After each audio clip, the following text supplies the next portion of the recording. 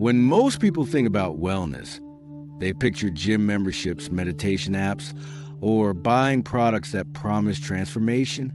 We have turned taking care of ourselves into something we purchase instead of something we practice.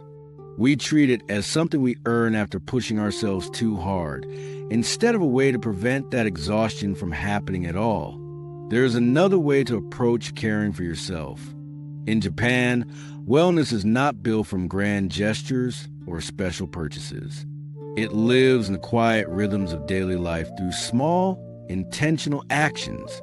These practices require no money or extensive time. They ask for your presence and consistent practice. The Japanese understanding of self-care centers on creating harmony between body and mind through simple rituals. These rituals work because they touch something fundamental about human nature. They establish rhythm, cultivate awareness, and anchor you in the present moment. This video examines 7 Japanese wellness practices that genuinely work and the reasons behind their effectiveness. These are things you can begin practicing immediately. When you open your eyes in the morning, what happens next? For most people, it is checking their phone. The first thing entering their consciousness is alerts, emails, headlines, and other people's urgencies. This establishes a pattern for a day spent responding rather than directing. In Japan, many people start their day by opening the curtains. They pull them back completely to invite natural light into the room. They pause there for a moment, feeling the light on their face, noticing the sky, observing the quality of the morning. This takes perhaps 30 seconds, and it fulfills an important function. Drawing the curtains is a transition from sleeping to waking consciousness. It invites the outside world in and tells your body that a new day has arrived. The natural light replaces the darkness you have been surrounded by all night. The changing sky and morning light draw you out of sleep and remind you of the wider world. What makes this practice effective is its simplicity and its repeatability. It demands almost no time or energy, yet it establishes a clear moment of intention. This small act of opening creates space in your awareness. You become alert and present instead of carrying the haze of partial sleep that many people drag through their mornings. The modern world demands we live at a rhythm that feels unnatural. We eat hurriedly, move hastily, process rapidly. We are perpetually reaching toward what comes next. This relentless speed creates a background strain we learn to ignore, even though our nervous systems never adjust to it. Sencha, the green tea prepared through deliberate brewing, offers an alternative approach. Preparing sencha cannot be rushed.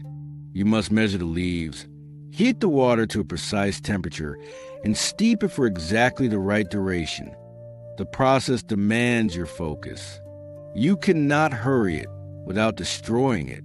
This is precisely the purpose. Brewing sencha is not merely about making tea. It is about creating an interval in your day where you must decelerate and attend to what you are doing. The ritual itself becomes a care. The measuring of leaves, the pouring of water, the waiting as it steeps. These small actions pull you from mental chatter and into immediate experience. When you drink the tea, you are not simply consuming a beverage. You are completing a practice that required you to slow down, to be present, to perform one task at a time with complete attention. This is uncommon in contemporary life and deeply needed. The tea ritual demonstrates that slowing down is not lost time. In truth, the reverse is accurate. We live much of our existence disconnected from our senses. We eat without really tasting, walk without feeling our steps, and breathe without awareness of breathing. Kodo, or the way of fragrance, is a Japanese practice that sounds peculiar initially. How does one listen to a scent? In traditional Japanese culture, incense appreciation is treated as a refined art. People gather to experience different fragrances with total focus, much as others might experience music. When you give complete attention to one sense, you extract yourself from mental static and into direct perception. The fragrance becomes an anchor. You do not need ceremonial incense to practice this. You can give full attention to the aroma of tea steeping, earth after rain, or morning air through a doorway. This simple practice trains presence, and presence is a foundation of all genuine self-care. Most of us spend our time indoors beneath artificial light, breathing filtered air. We have built environments that shield us from nature, and in protecting ourselves, we have separated ourselves from something essential. Komorebi is a Japanese word describing sunlight filtering through leaves. The word itself reveals a culture that notices these moments and considers them significant enough to name. Sitting in Komorebi, or simply in sunlight, is a form of self-care that costs nothing and requires minimal time.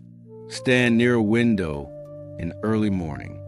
Sit outside for 15 minutes at midday. Notice the warmth against your skin and the character of the light. Sunlight regulates your body's circadian rhythm. It signals when to be awake and when to prepare for sleep. It influences your mood through mechanisms we are still discovering. You do not need to comprehend the science to receive the benefit. You simply need to move into the light. The practice of Komorebi is truly about maintaining connection with the natural world, even in modest ways. It is a recognition that you are not merely a mind housed in a body. You are a living organism that requires certain environmental inputs to function optimally. Sunlight is one of those requirements, and modern life makes it possible to go entire weeks without adequate exposure. We accumulate possessions without awareness. Objects multiply in storage spaces, on surfaces, in forgotten corners. Each item is something we once believed we needed, and now it simply occupies room. This physical accumulation creates mental accumulation. The more possessions you maintain, the more of your attention they silently consume. Seiri is a Japanese practice of releasing, and Seiton is about organizing what stays. Together, they form an approach to living with intention. This is not about severe minimalism or discarding everything. It is about being truthful about what you genuinely use and need, and releasing what no longer serves you. When you examine an object and ask whether you truly need it, you are practicing a form of self-examination. You are observing the distance between what you believe you need and what you actually use. Usually this distance is considerable. We retain things for sentimental reasons, or because we might use them eventually, or because discarding them feels wasteful. Keeping and used things is also wasteful, though. It wastes space, attention, and energy. Every object in your environment is something your eyes register and your mind processes, even unconsciously. Having fewer possessions means less of this invisible burden. The practice of Seiri and Seiton is continuous. It is not something you complete once and finish. It is a regular evaluation of what you possess and whether it belongs in your life. This practice creates physical room, and more significantly, it creates mental clarity. You develop the ability to distinguish between what matters and what does not. Water contacts your skin countless times each day. Yet how often do you truly notice it? Washing dishes can be something you do while thinking about everything else, or it can be a moment of complete presence. In Japan, there's attention given to how water is encountered and used. The practice of cleaning dishes, or the more formal ritual of water appreciation, is treated as worthy of full attention. You notice the temperature against your hands. You notice the sensation of water flowing over objects. You notice things becoming clean. This transforms a routine activity into a practice of presence. The purpose is not cleaner dishes. The purpose is training yourself to be fully present during unremarkable moments. Most of your existence consists of unremarkable moments. If you are not present for them, you are absent for most of your life. At day's end, we often feel depleted in a particular way.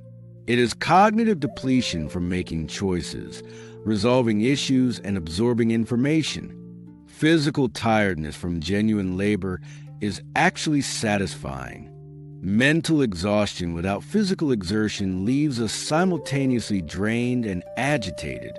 Tidying in the evening might seem like an unlikely form of self-care, yet addresses this imbalance. It gives your body something straightforward to do while your mind settles. Organizing a space or putting things in order requires just enough attention to keep you present without creating pressure. In Japanese culture, tidying is not viewed as a task to rush through or delegate. It is a practice. Children tidy their classrooms. Practitioners tidy their training halls. This is not about saving resources. It is about cultivating a particular quality of attention and respect for one's environment. When you tidy your space in the evening, you are preparing it for tomorrow. You are also settling yourself. The simple repetitive actions are soothing. This is calming in a way that thinking never achieves. Tidying also creates an immediate connection between effort and outcome. You witness directly what your actions produce. In knowledge work, you can labor for hours without visible results. Tidying offers something different. The space is organized or it is not. The surface is clear or it is not. This clarity is satisfying. These 7 practices share common elements. They are all accessible. They all require presence. And they all engage the body rather than only the mind. Contemporary wellness often emphasizes cognitive strategies for managing stress. Reframe your thoughts. Practice thankfulness. Adjust your perspective. These mental approaches have merit, yet they overlook something fundamental. You are not merely consciousness. You are a body that needs movement, light, rest, and sensory engagement. You are a living organism that functions best with routine, rhythm, and connection to the physical world. If you enjoyed this video and want to see more content like this, please subscribe and follow for more.